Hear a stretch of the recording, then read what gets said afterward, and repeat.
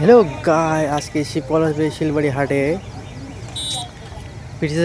ব্রিজের সামনে একটা অ্যাক্সিডেন্ট না, এটা হচ্ছে গাড়ি ফেসে গেছে, দেখতে পাচ্ছ। গাড়ি ফেসে ক্যারেন গাড়ি আসছে। এটা হচ্ছে রটের গাড়ি, ফোলানের যে কাজ হচ্ছে, ব্রিজের কাজ হচ্ছে, রটে গাড়ি হচ্ছে, রটে গাড়িটা ফেসে গেছে, দেখতে পাচ্ছ।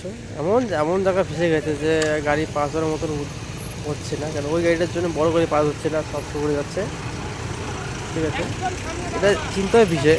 এখন গাড়িটা কী করে তুলবে? ঠিক আছে, গাড়িটা তো ব্যাক করতে পারছে না। কমসে কম 50-এর উপরে টন গাড়ি আছে লোড, তোমার দেখতে পাচ্ছ। অনেক বুঝতে পারছি না কী করে গাড়িটা তুলবে। ঠিক আছে, বুঝতে পারছো, গাড়ি তুলতে আছে, গাড়িটা তুলতে লাগবে।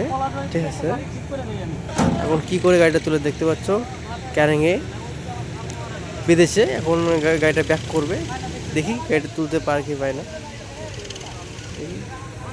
চলো, গাড়ি বলছে পিছাও পিছাও। এখন থেকে কী হয়, গাড়িটা ব্যাক করলে কী হয় তুমি দেখতে পাচ্ছ। চলো চলো ব্যাক করে, এই ছিঁড়ে গেল, আফসোস। যে গাড়ি ওয়েট, ঠিক আছে, শিকল ভাবো তাহলে কত মোটা, শিকলটা ছিঁড়ে গেল। এত এত ভারী, ঠিক আছে, তার বুঝতে পারছো ক্যারেঙে মানে রটে ছিঁড়ে যাচ্ছে যে এত মোটা মোটা শিকল। তাহলে এটা কী করে তোলা যাবে? ঠিক আছে, কারণ ভিডিওটা দেখতে থাকো কীভাবে এটা তুলে। ঠিক আছে,